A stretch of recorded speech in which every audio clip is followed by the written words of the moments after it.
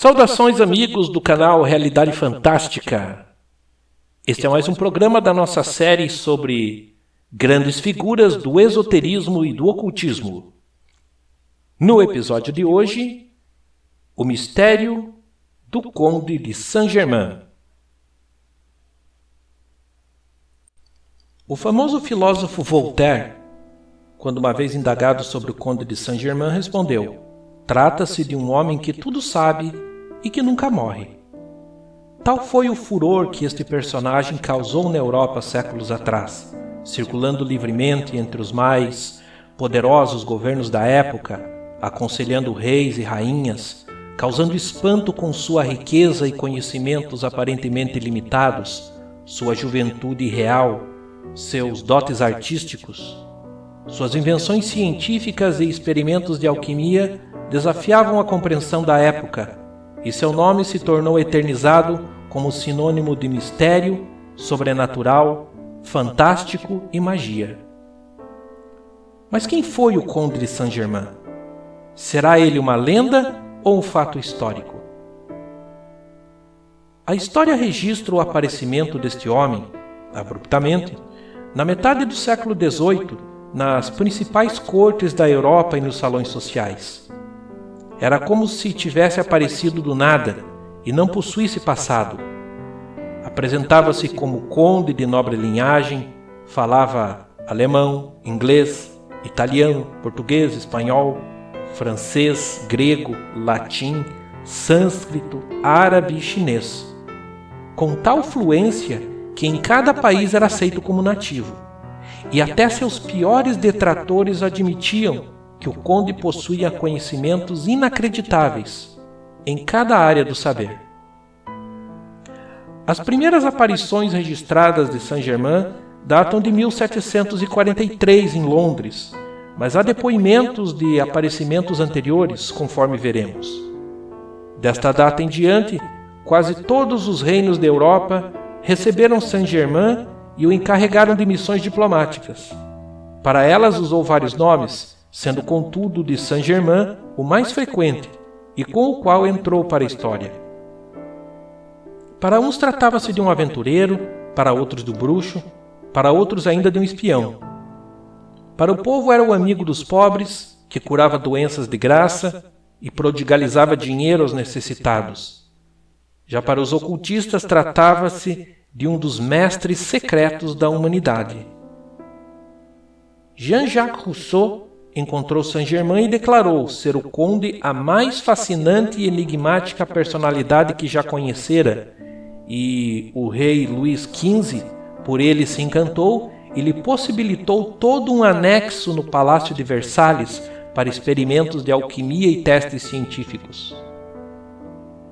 Madame d'Adhémar, biógrafa e dama da corte de Maria Antonieta, também encontrou Saint-Germain em vários momentos e dele deixou preciosos relatos. Enfim, os depoimentos se multiplicaram, cobrindo as atividades do conde em vários reinos da Europa. Saint-Germain tornara-se um fenômeno, contudo, o que mais se comentava era sobre sua aparente imortalidade. Mas de onde surgiu essa lenda? Madame d'Adhémar registrou em seu diário, no dia 12 de maio de 1821, ter reencontrado o conde em Paris depois de mais de 50 anos sem vê-lo. Para seu terror, Saint-Germain incrivelmente não tinha envelhecido nem um segundo.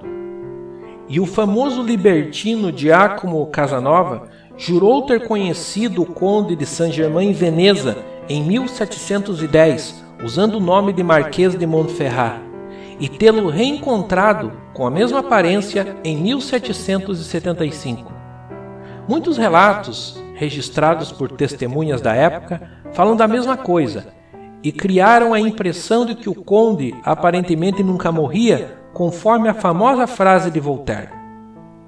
Analisando os documentos que registram suas múltiplas aparições na Europa, constata-se que, inexplicavelmente, Saint-Germain cobriu um período de quase 200 anos, aparecendo, interferindo em assuntos importantes dos países e depois desaparecendo, sem que ninguém jamais pudesse encontrá-lo.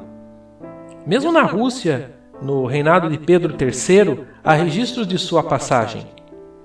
Todos os que o viram, nesses vários períodos, atestaram tratar-se sempre do mesmo homem, apesar da evidente impossibilidade do fato. Saint-Germain também influiu muito nas sociedades ocultistas daquele período, que o reconheceram como um de seus guias e instrutores. Sabe-se especialmente da participação de Saint-Germain em cenáculos rosacruzes e maçônicos. Um clérigo registrou em um documento a participação do conde de Saint-Germain na convenção maçônica de Wilhelmsbad, em 1782, na companhia de outros 3 místicos famosos da época, Cagliostro, Saint-Martin e Mesmer. Saint-Germain provou ser um mestre em alquimia, cabala, astrologia e praticamente todas as demais ciências ocultas, maravilhando os místicos que o encontraram. Em 1779, Saint-Germain chegou a Altona, em Schleswig, onde o príncipe Carlos de Hesse-Kassel residia, tornando-se mestre e protegido do príncipe. Este príncipe alemão esteve ligado ao surgimento dos famosos manifestos rosacruzes do século XVII e colaborou na publicação da célebre obra Símbolos Secretos dos Rosacruzes, o que permite supor uma influência de Saint-Germain nesses acontecimentos. Aliás, Saint-Germain permanece muito ligado ao rosacrucianismo. O conde de Saint-Germain teria morrido em 1784, no castelo de Hesse-Kassel. Contudo, como já visto, ele reapareceu em datas posteriores a pessoas selecionadas, como em 1821 para Madame d'Alemar em Paris, e seu túmulo jamais foi encontrado. O barão de Graffer, um dos discípulos de Saint-Germain, registrou em suas memórias que o conde teria dito a ele, em 1788, que desapareceria da Europa e iria para a região do Himalaia. Eis as palavras finais de Saint-Germain, conforme o registro do barão de Graffer. Vou descansar. Preciso descansar. Dentro de 85 anos as pessoas novamente porão os olhos em mim. Adeus. Amo-vos. O mais interessante é que, exatamente 85 anos depois, em 1873, chegou a Nova York a famosa ocultista russa Helena Petrovna Blavatsky para fundar a Sociedade Teosófica e maravilhar o mundo com seus conhecimentos e poderes psíquicos. Segundo seu colega e íntimo colaborador, Henry Steele Olcott, entre os mestres da grande fraternidade branca que ajudaram em sua missão, constava o Conde de Saint-Germain. Esta foto que usamos em nosso documentário é uma pintura do Conde feita pelo famoso pintor italiano Pietro Antonio Rotari.